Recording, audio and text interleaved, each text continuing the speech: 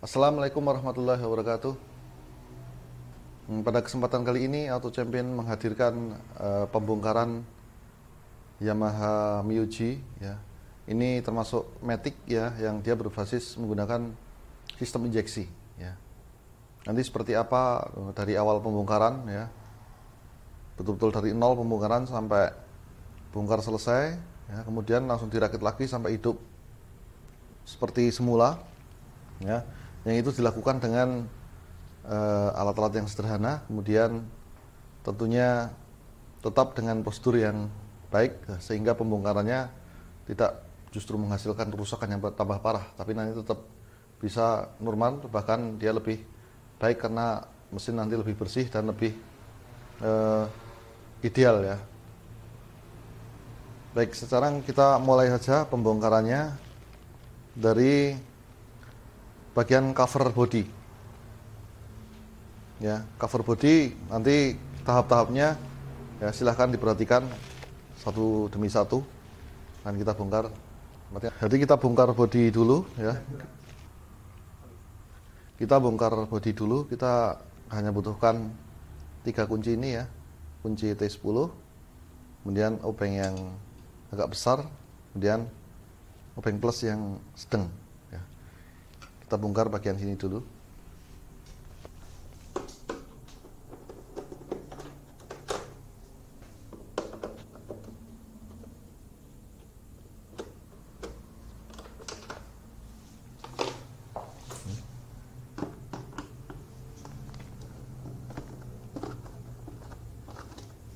Dibiasakan ditaruh di nampan yang khusus body, ditaruh di khusus body ya. Jadi biar tidak tercampur.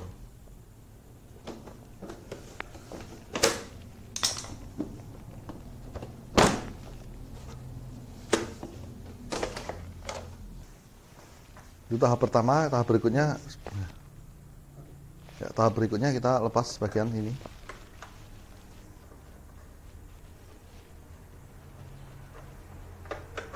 Dan tahap berikutnya tepeng kanan kiri.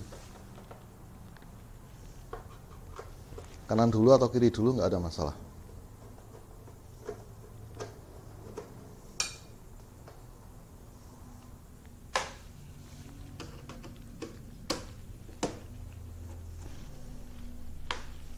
Terus sebelah sini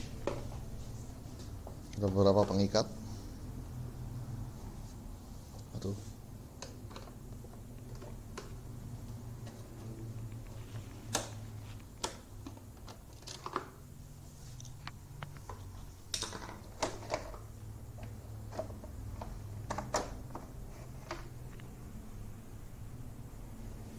Ya, ditaruh di tempat yang aman biar nggak terinjak-injak. Berikutnya tebing yang sebelah kiri.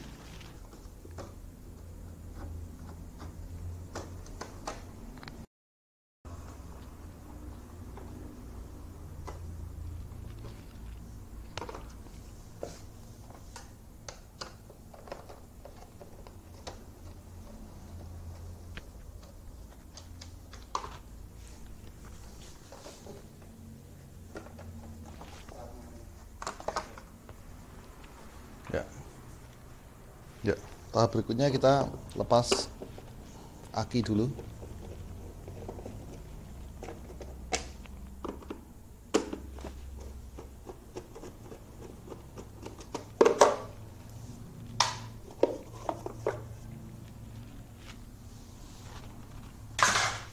Untuk melepas aki dibiasakan bagian yang negatif dulu, itu untuk safety.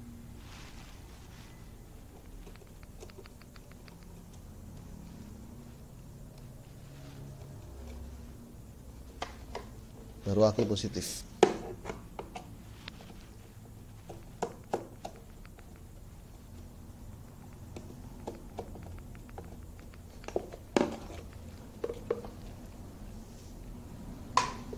Langsung kita lepas akinya.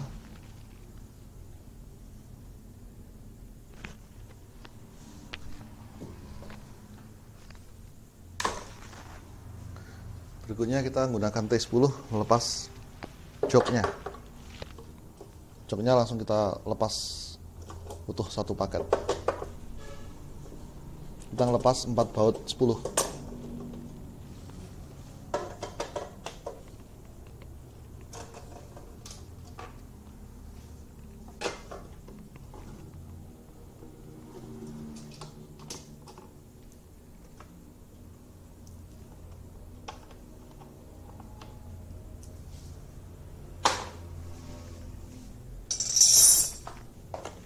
Ya, kabelnya kita posisikan untuk dilepas.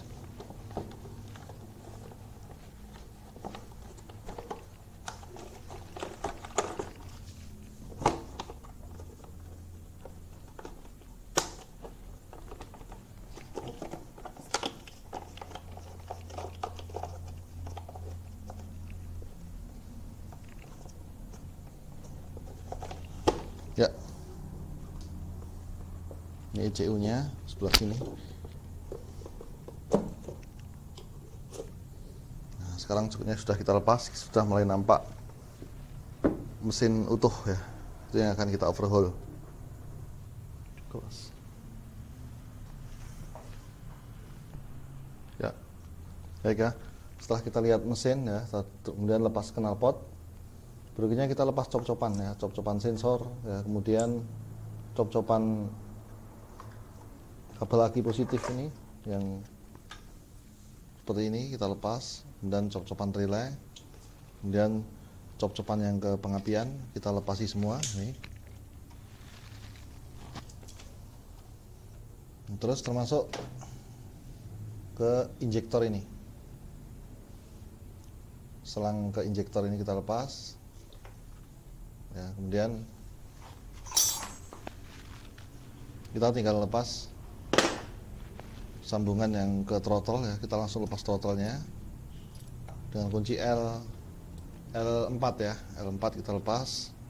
Terus kita lepas langsung manifold ke throttle ini biar lebih cepat ya. Ini kita teruskan lepasnya.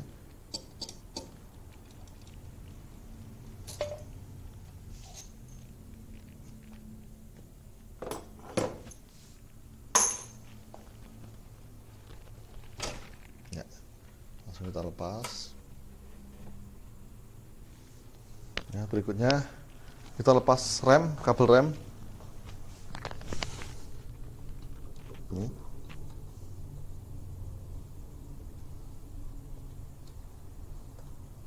Kalau berat bisa pakai obeng minum. Kita ulir gini biar lebih ringan.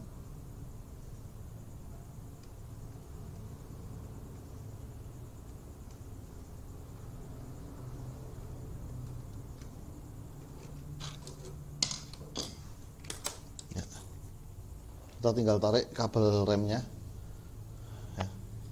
Nah, kalau narik kabel rem susah, kita harus bongkar tepeng bawah ini untuk menariknya ya. Obeng plus ya, kita pakai obeng plus. Kita lepas dulu tepeng ini, tepeng bawah.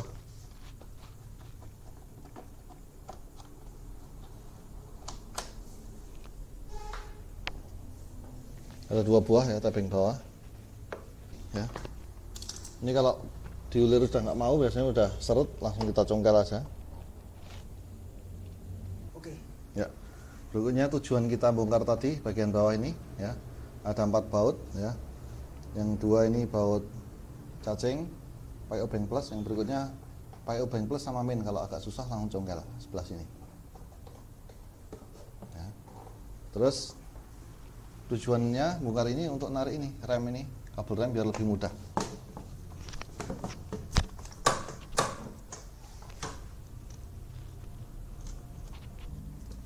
Ya. Kita cukup melepas mur 14 sebelah sini.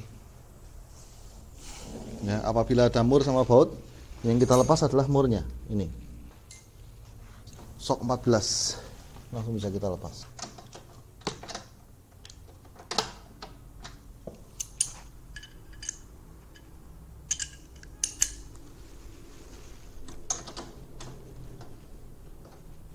Jadi kalau ada mur sama baut, yang kita lepas murnya, jangan bautnya, karena gesekan baut lebih besar.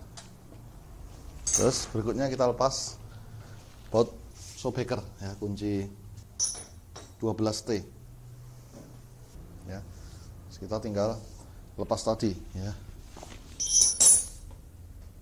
baut 14 itu kita lepas, kita dorong pakai ubeng gini, boleh pelan-pelan aja ya. Kalau sendiri nanti pakai ganjel, kalau 2 orang cukup yang 1 orang ngangkat. Kalau sendiri pakai ganjel, kalau 2 orang cukup 1 orang ngangkat, langsung mesin terlepas dari chassisnya. Kita minta bantuan 1 teman untuk ngangkat mesin.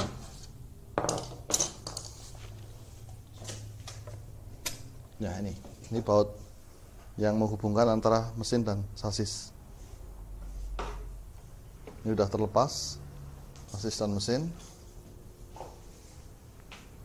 ya. Biar sasisnya nggak ambruk, kita ganjel aja.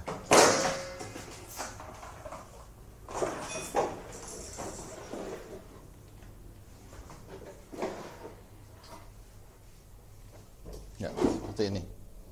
Udah beres. Sekarang fokus kita di bagian mesin ya. Karena tujuan kita overhaul motor Yamaha Miyuji ini. Tahapan berikutnya ya, setelah mesin terlepas semua, kita langsung bongkar bagian CVT ya. Bagian blok CVT ini ya, CVT adalah Continuous Variable Transmission. Kita akan bongkar dan kita lihat bagian-bagian yang ada di dalamnya. Yang kita bongkar ini adalah saringan udara ya, saringan udara untuk ke mesin. Adapun yang di bawah sini saringan udara yang ke CVT, biar kondisi CVT selalu bersih ya.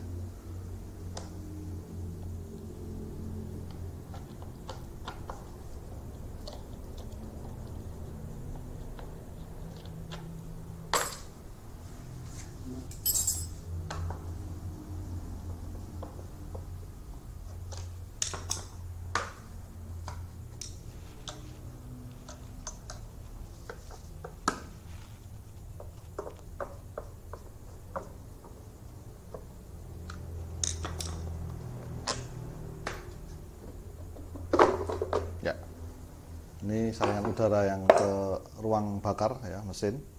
Ini ada umur tertentu, tiap motor beda-beda, nanti bisa mengacu di buku manual. Jadi sekali kotor atau udah mulai rusak, nggak bisa dibersihkan, langsung ganti pada kilometer tertentu.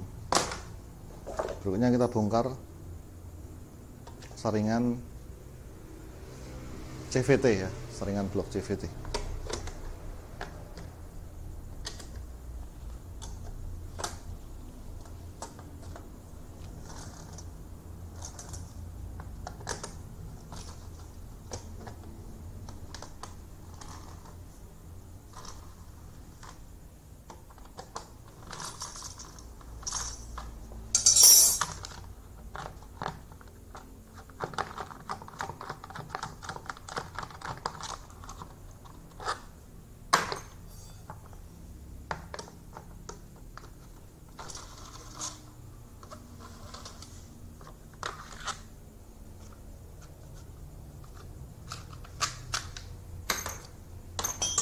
Ini juga ketika servis juga perlu dibersihkan nih saringannya, karena debunya biasanya banyak di saringan CVT ini.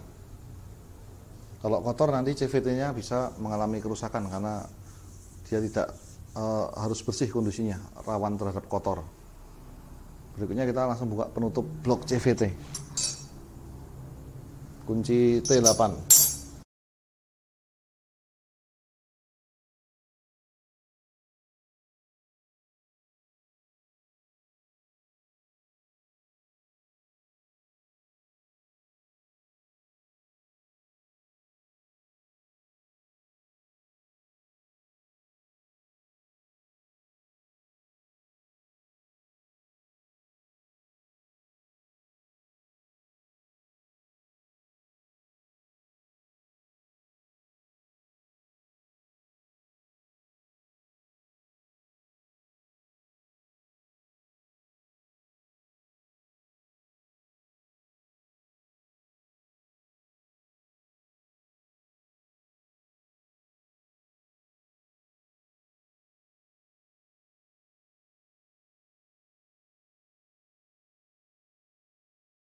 akan pakai belakang palu ini yang tumpul pelan-pelan.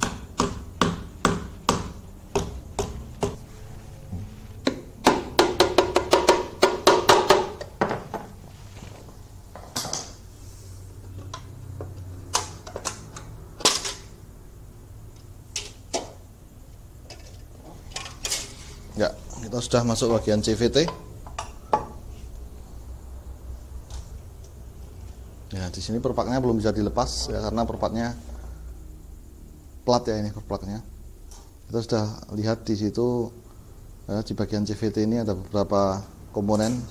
Ya, di antaranya yang paling mudah terlihat adalah ini piringan primer di bagian depan, dan bagian belakang ini adalah piringan sekunder ya. Piringan primer disebut juga dengan primary sieve ya. Tulisannya SHE FE ya.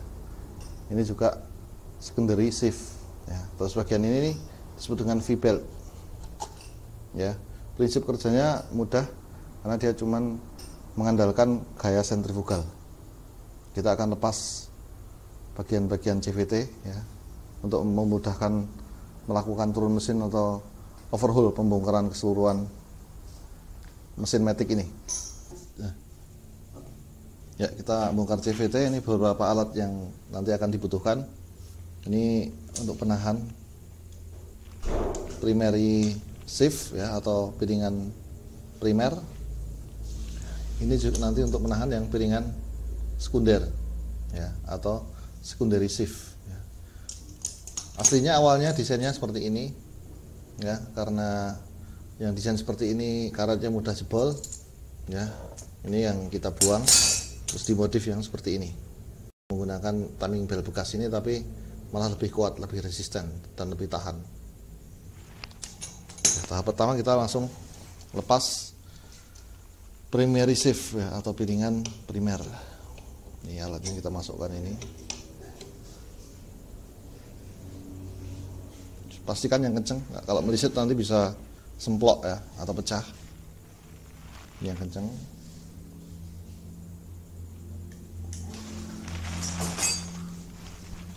Kalau ingin lebih mantap lagi nanti bisa dikencengi pakai tang ya. Kalau kurang kencang nanti kencengi pakai tang. Terus tuas soknya menggunakan yang panjang ya, tuas soknya. Nah, ini sok 17 yang kita gunakan. Terus perhatikan posisi lepasnya ya, jangan gini ya, kita harus posisinya mapan seperti ini ya.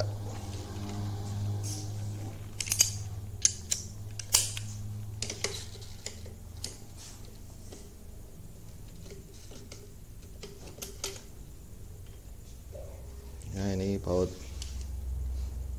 mur 17, kemudian ring, kemudian ini nanti adaptor untuk kickstarter ya, yang bagian ini juga bagian yang bisa rusak, pemasangannya harus benar.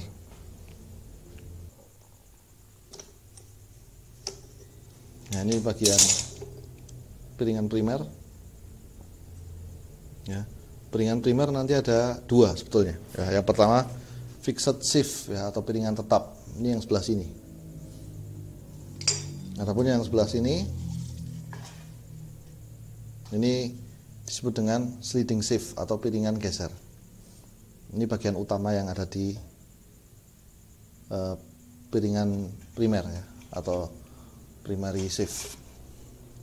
Jadi piringan primer tadi terbagi dua, piringan tetap dan piringan geser atau sliding sieve. Kita lepas, ini bagian-bagiannya, ada ring juga. Kita lepas bareng-bareng biar nggak buyar. Di sini kita lihat ini bagian cam namanya. Ini cam, terus ini ada plastik ya, atau semacam karet damper biar nggak begitu getar. Terus ini ada namanya, orang-orang umum nyebutnya roller ya, Orang-orang umum menyebutnya roller, tapi padahal bahasa yang di resminya ya, di manualnya ini namanya wake atau pemberat. Ini macam-macam variasi, tiap motor berbeda ya. Dia kurang lebih ada yang 14, ada yang 12, tergantung nanti motornya masing-masing. Kerusakan yang ada di roller diantaranya seperti ini, pelos ya, udah nggak bulat lagi. Ini idealnya harus diganti ya. Dan kenyataannya pelosnya dia nggak bersamaan, ada yang bagian pelos, ada yang enggak ya, seperti itu. Tapi kalau penggantian harusnya semua langsung 6 seperti ini langsung kita ganti ya.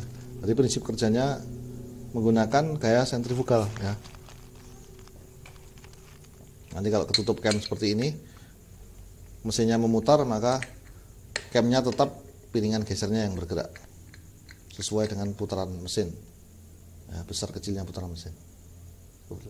Untuk piringan yang sliding shift ya, untuk yang Mio yang belum injeksi, yang Mio Sporty itu, ini masih ada hasilnya karena di sini nanti ada vaselinnya atau stamp pad ya, atau grease. Tapi kalau yang baru ini udah enggak, karena ini bahannya relatif kuat juga, jadi tidak perlu tahan gesekan ya, tidak perlu grease lagi di sebelah sini. Yang tipe lama masih ada 2 seal, bagian sini sama sini. Ini yang membedakan motor yang tipe injeksi sama yang non injeksi. Bedanya untuk yang tipe Mio G yang sudah injeksi nggak ada seal lagi di sini. Kita bisa ngelepas perpaknya, dan kita lepas CVT V-belt, bukan CVT, V-belt. Ini V-beltnya masih bagus ya. Umurnya V-belt itu kurang lebih 25.000 km ya. Tapi nggak harus 25.000 km karena tergantung beban orang yang ngendara.